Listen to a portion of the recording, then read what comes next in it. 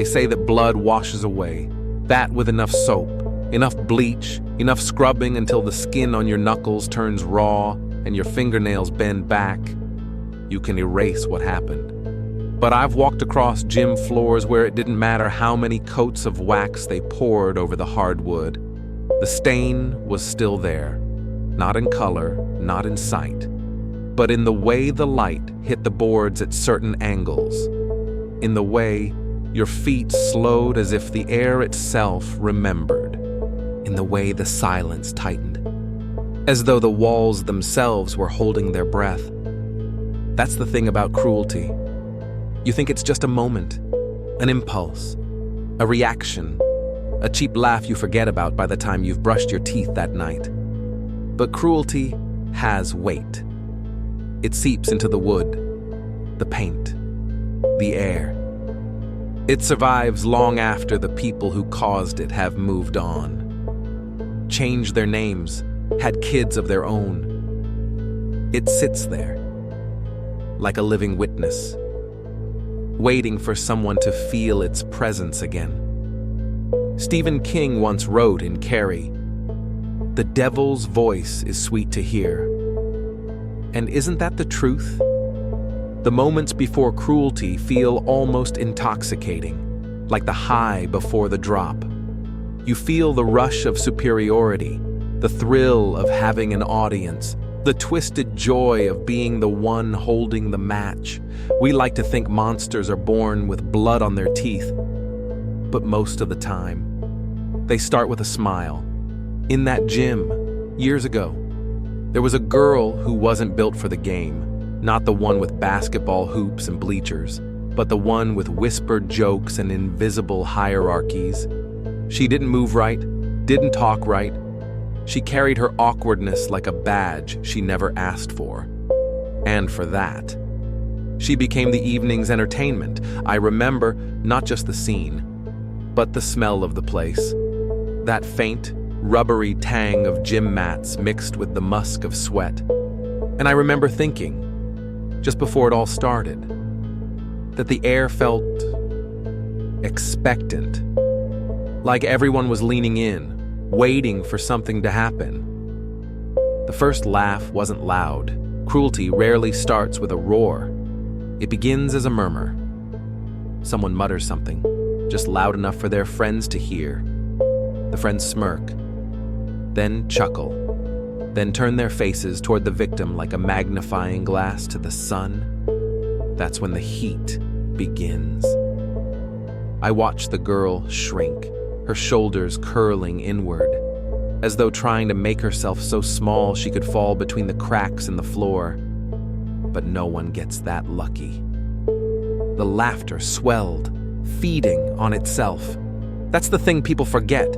Cruelty is contagious. It jumps from one mouth to another, one smirk to another, like a spark catching dry grass.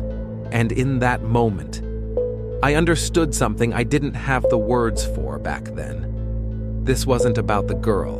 Not really. She was just the stage. The real performance was for the crowd, for the rush of belonging that comes when you're not the one at the center. The logic is sickeningly simple. If she is less, then I am more. Criminal psychology will tell you that most offenders don't see themselves as villains. They rationalize, minimize, or simply bury the memory so deep it stops feeling real in that gym. The kids laughing probably didn't think of themselves as cruel, just having fun. But the brain doesn't care about your intent. Trauma doesn't check for your moral defense. The body remembers humiliation the way a wound remembers the blade. It scars, and it throbs in the rain. I think about the way the girl looked at the floor, as if the ground itself had betrayed her. Eyes darting between the exit and the wall, her breath coming too fast. It's in those seconds that a person's mind becomes a maze. Fight or flee. Speak or swallow. We like to imagine ourselves as fighters in such moments, but fear is heavy, and shame is heavier. And when both press down on you, your voice can vanish entirely. The mistake, the crime, isn't always the act itself, but the decision not to stop it. Every person in that gym had a moment, however brief, where they could have stood up and said, "Enough." But no one wants to be the one to turn the spotlight on themselves. The social cost feels unbearable, and so the cruelty continues, because silence is the most loyal accomplice of all. I wonder if they remember it now. The ones who laughed, the ones who filmed on their phones, the ones who whispered behind cupped hands. Do they lie awake some nights replaying the sound of her voice cracking? Or have they replaced it with something more convenient, like the lie that she was overreacting or it was just a joke? In courtrooms, criminals call their crimes mistakes because the word feels smaller, softer, easier to live with. But not every mistake is the same. Some are miscalculations, others are betrayals. When you watch someone break under the weight of public humiliation, something in you shifts, if you let it, if you're willing to look straight at the damage and admit that you were part of it, even if your part was simply doing nothing. That's the humanistic truth Stephen King understood so well. Monsters aren't always the ones with claws. Sometimes they're the ones sitting quietly in the bleachers, laughing when they think no one will remember. The gym floor still remembers. I swear it, in my mind. I can still hear the squeak of sneakers, the echo of laughter bouncing off the cinder block walls. I can still see her hands trembling as she gathered her things, each movement stiff with the desperation of someone who wants to vanish but has nowhere to go. There was a moment, maybe 2 seconds, maybe less, when her eyes swept the crowd as if searching for a single face that wasn't enjoying the spectacle. She didn't find one, and that, I think, is what stays. Not just the cruelty itself, but the confirmation that no one will save you. That's the kind of wound that reshapes how you see the world. Criminal psychology talks about turning points in a person's life, moments that redirect the entire path ahead. For her, I have no doubt this was one. You don't walk away from that kind of day unchanged. Some people turn inward, building walls so high no one can reach them again. Others turn outward, the hurt hardening into something sharp, something that can cut back. We all want to believe we'd choose compassion, that we'd be the one to throw ourselves between cruelty and its target. But the truth? Most people wait for someone else to move first, and while they wait, the blood dries, the stain sets, and another life takes a turn it may never recover from. And so, the floor remembers, and so do I. The years pass, and people forget, or pretend to. The ones who laughed move on, trading backpacks for briefcases, high-top sneakers for leather shoes, and social media profiles for resumes. They marry, they have children, they post photos of family vacations and Sunday brunches, framing themselves as good, decent people, and maybe they are, in every way that matters to them. But there's an invisible thread running back to that night in the gym, and it's stained with something they'll never quite be able to wash away. Memory is selective. It protects us from the weight of everything we've done. We edit out the parts of ourselves that don't fit the story we want to tell. Criminal psychology calls this cognitive dissonance, the need to align our self-image with our actions when the two don't match. We either change the story or bury it deep enough that it feels like it never happened. But buried things don't die. They ferment. They push up through the cracks at strange, unexpected moments. Sometimes it's when they see their own kid come home from school, eyes red, telling a story that sounds uncomfortably familiar. Sometimes it's when they sit in a meeting and hear a colleague being mocked in the same low, knowing tone. And sometimes it's quieter, a stray phrase in a movie, a face in a crowd, a smell that takes them back to that gym and the sound of laughter bouncing off the walls. In those moments, the past doesn't just return, it demands to be reckoned with. There's a dangerous thing about cruelty when you're young. You think it's harmless because you don't see the full shape of the wound you're making. But here's the truth. Emotional harm is like water damage. You might not notice it at first. The paint looks fine. The floorboards seem sturdy. But underneath, the rot spreads. And by the time you see the cracks, it's already deep. That's the reality for the one on the receiving end. Living with an invisible decay that others will never acknowledge because they've convinced themselves it's not there. Stephen King understood this better than most. Carrie wasn't just a horror story, it was a warning about what happens when isolation and cruelty are left to ferment inside someone until the pressure becomes unbearable. The ending, with its fire and blood, wasn't about supernatural revenge. It was about a system that stood by, silent, until the victim decided she would never be powerless again. King wrote it like a nightmare, but the psychology is real. Push someone far enough into a corner, and they'll find a way to burn themselves a door. I remember once talking to a detective about crimes that seemed to come out of nowhere. The quiet neighbor who suddenly snaps. The bullied teen who lashes out in unthinkable ways, he told me. There's always a fuse. The only question is how long it's been burning. And that's the thing.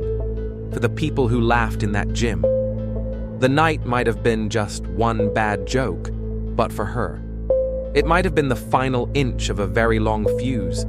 We live in a culture that loves redemption stories. The idea that no matter what you've done, you can change, you can be forgiven. And maybe that's true. But redemption isn't cheap. It's not about feeling bad and moving on. It's about going back into the mess you made, facing the parts of yourself you don't want to see, and choosing to do something different the next time you have the chance. Without that, the apologies, spoken or unspoken, are just a way to feel better without actually being better. I think often about the psychology of the bystander. In some ways, they fascinate me even more than the active aggressor, because at least the aggressor has taken a side, wrong as it is. The bystander, though, lives in the tension between knowing something is wrong and choosing not to intervene. Criminal psychologists have a term for it: diffusion of responsibility. It's the belief that someone else will step in, someone else will do the right thing, and therefore you don't have to. But here's the truth no one likes to admit. When everyone thinks that way, no one moves, and cruelty thrives in that vacuum. There's a moment, just before an act of cruelty reaches its peak, when time seems to slow down. You can feel the weight of the choice pressing on everyone in the room. It's not loud yet. The laughter hasn't broken into a roar, and in that sliver of time, anyone could step forward and change the outcome. Most people don't. They're too busy calculating the cost, the ridicule, the social exile, the possibility of becoming the next target. But in those seconds, the calculation is flawed, because they're forgetting the cost to the person in the crosshairs.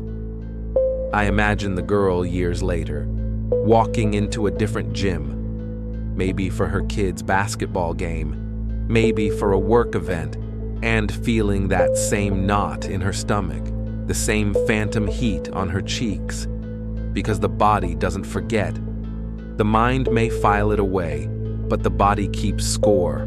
Her heart rate spikes, her hands feel clammy. She doesn't know why. Exactly. Or maybe she does. But she doesn't want to name it. Because naming it means acknowledging that something from years ago still has its claws in her. We talk about getting over it as if pain has an expiration date, as if after a certain number of years. You should be free, but the truth is some wounds don't close. They just change shape. They might stop bleeding, but they keep aching when the weather shifts, and the weather always shifts. I wonder if any of the people in that gym ever sought her out to say they were sorry. Not in a text, not with a casual, hey, no hard feelings, right? But with the kind of apology that costs something, the kind that admits full responsibility without excuses. My gut says no, because apologies like that require an unflinching look in the mirror, and most people would rather look away. But maybe that's the real test of who we are, not how we act when the crowd is laughing, but what we do when the laughter is over. Do we let the moment fade into the blur of our own timeline? Or do we go back, dig through the noise, and try to repair what we broke? Here's the cruel irony. Most of the kids in that gym probably never thought about her again. Meanwhile, she probably carried that night with her every single day. That's the imbalance of power in cruelty. It takes almost nothing from the giver and almost everything from the receiver. And yet, the ones who took so much will never be forced to repay the debt unless they choose to. The gym floor still holds the memory, even if the people have chosen to forget. And maybe that's why it feels so haunted to me. Not by ghosts in the traditional sense, but by the truth that in that moment, in that place, humanity failed. Some places seem to carry an echo of the worst thing that ever happened inside them. A gym should feel like a place for games, for the squeak of shoes and the thud of balls against the floor, for cheers and nervous energy. But in my memory, that gym is heavy. It's the kind of place where, if you stand still long enough, you can almost hear the breath catch in someone's throat. Feel the way the temperature drops when shame enters the room. The girl became a kind of ghost, not in the supernatural sense, but in the way people avoided her presence, as if being near her might be contagious. That's another cruel trick of human nature.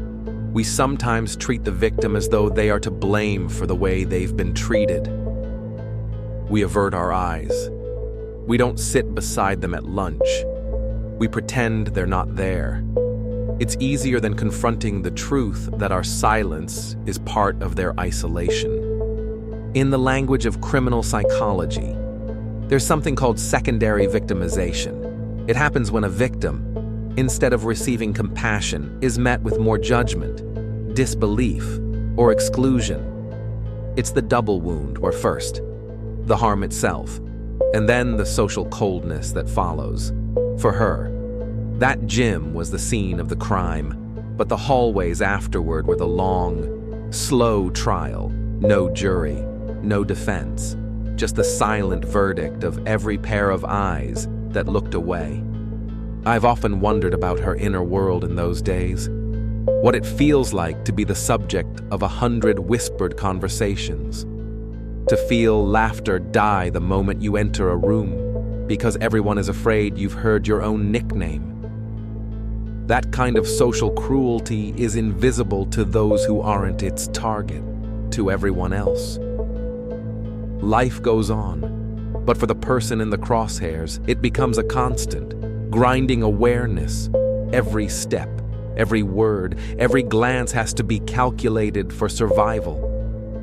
It's in that environment that mistakes happen, not from malice, but from desperation. And here's where the criminal mind and the victim's mind start to overlap. Because when you're pushed into a corner long enough, you start thinking in terms of survival at any cost. Some victims disappear into themselves, others lash out, Both are forms of self-defense, and both can be misunderstood by the people around them. I think back to something King said in an interview about Carrie. Carrie is about how the world views the outsider, and what the outsider will do when pushed too far. That's the part that stays with me. What will someone do when every escape has been blocked? When compassion has been withheld so consistently that the idea of mercy feels like a fantasy? There's a moment, in the story and in real life, when the dynamic shifts. The victim stops asking for help, stops hoping someone will step in. And once that happens, the social contract breaks. Because the only thing holding society together is the unspoken agreement that we will look out for each other when it matters. Strip that away, and you've opened the door for something far more dangerous than mockery. You've opened the door for retaliation in law. There's a term for the act that sparks an irreversible chain of events, the precipitating incident. In the gym, the bucket of blood is the obvious one in King's novel, but in life, it's often smaller. A final insult, a shove, a rumor that spreads too far, something that says, in no uncertain terms, "You are not safe here." And once that message sinks in, the target's mind starts moving toward one of two endpoints: escape or revenge. We like to think revenge is a choice made in the heat of anger, but more often, it's a slow, deliberate decision born from years of humiliation. In that way, it's not unlike a crime planned in the dark, each step rehearsed, each detail imagined, until the act itself feels inevitable. And here's where the bystanders bear a weight they rarely acknowledge. Their inaction becomes part of that inevitability. If you talk to anyone who's crossed that line, from victim to perpetrator, they'll often tell you there was a moment when they still could have been pulled back. A kind word, a small show of solidarity, a hand reaching through the noise.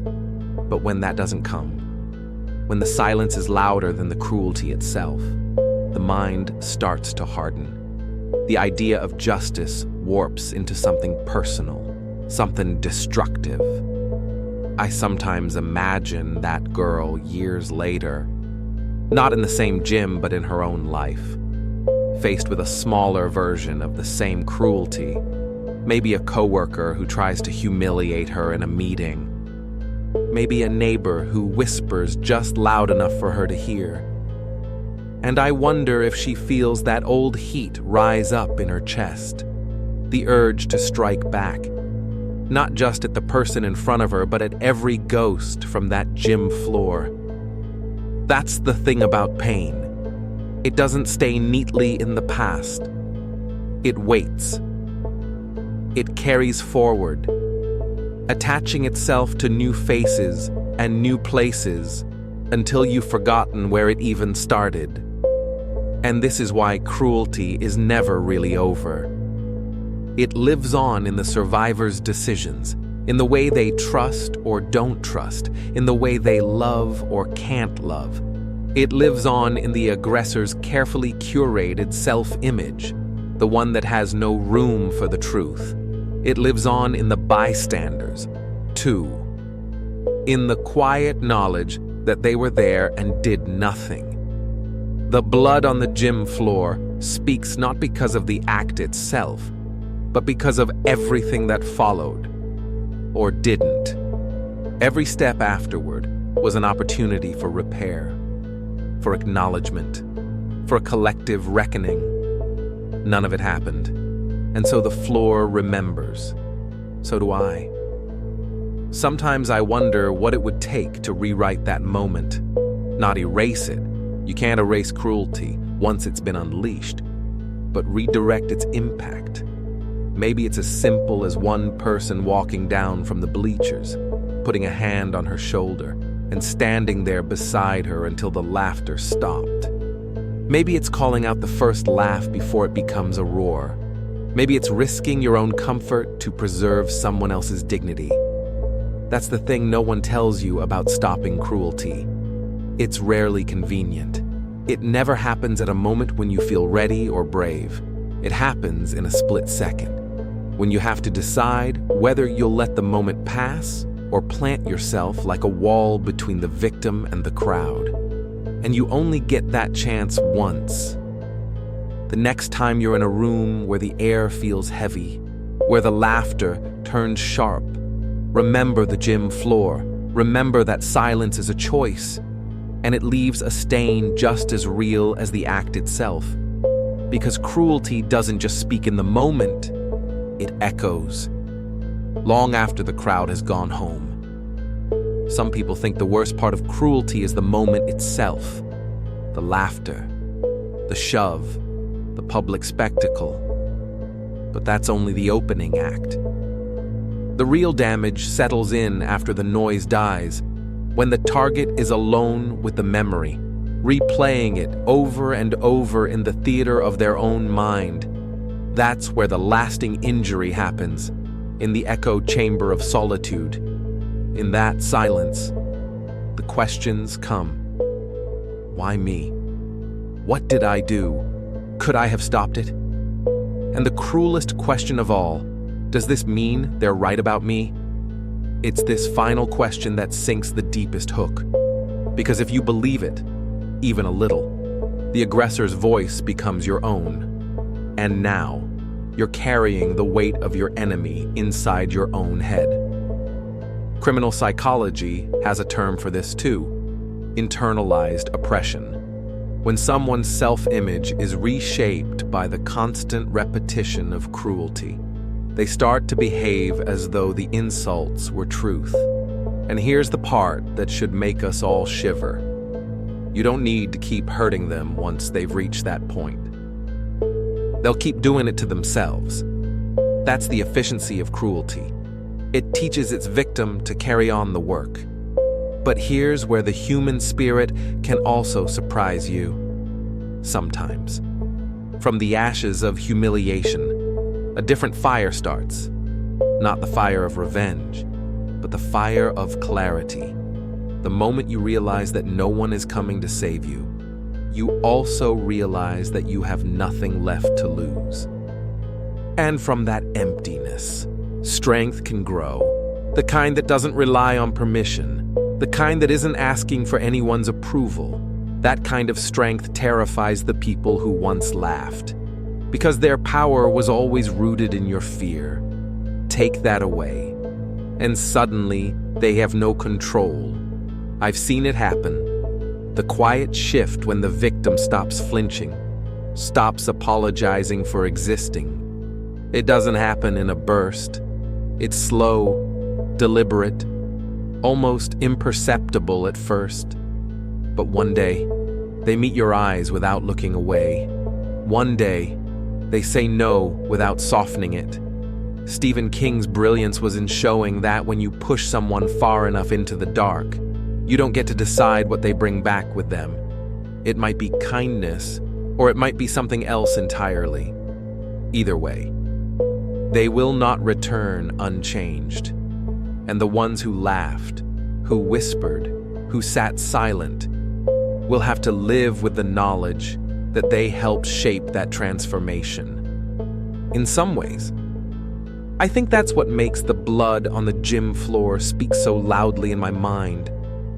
Not just the pain of the girl who stood alone, but the collective cowardice of the rest of us.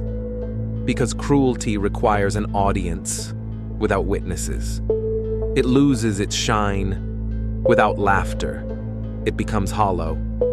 The truth is, we were all part of it, whether we spoke or not. That's the part that gnaws at me late at night.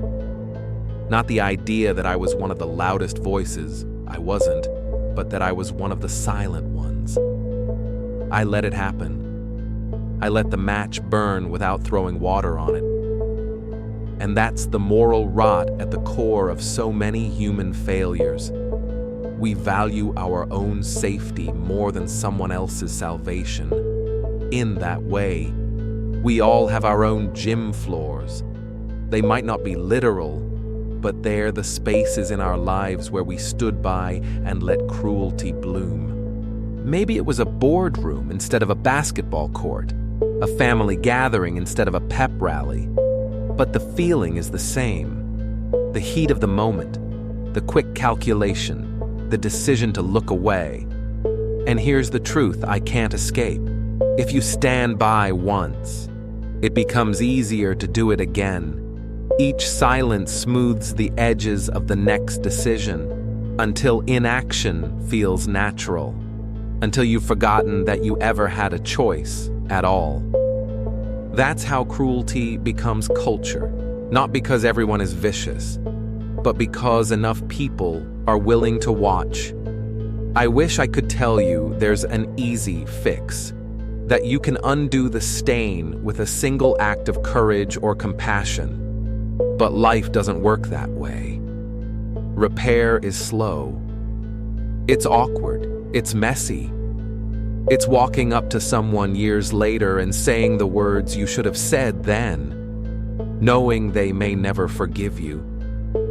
It's speaking up in the moment next time, even when your voice shakes, even when you feel the eyes on you, especially then. Because here's the other side of the truth. Compassion is just as contagious as cruelty.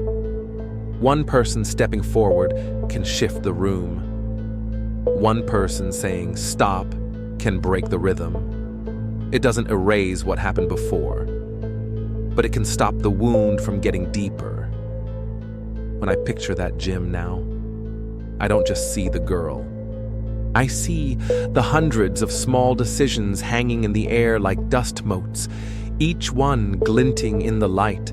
Some of them are mine. Some belong to people whose names I can't remember. All of them mattered, and all of them still speak. The floor may be polished now, the boards bright under the fluorescent lights, but I know what's underneath.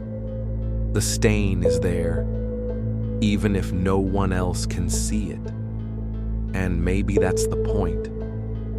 Maybe the lesson isn't about washing away what happened, but about carrying the memory forward as a warning, so that when the air shifts in another room, when the laughter turns sharp again, we recognize the moment for what it is. The blood on the gym floor still speaks. It speaks in the pause before we decide. It speaks in the heat rising in our cheeks when we know what's right but don't want to pay the cost. It speaks in the way we remember, decades later, even if we've never spoken about it aloud. And maybe the question it asks is the only one that matters. When the moment comes, and the air turns heavy, and someone else is standing where she once stood, will you let the floor remember you as one of the silent ones?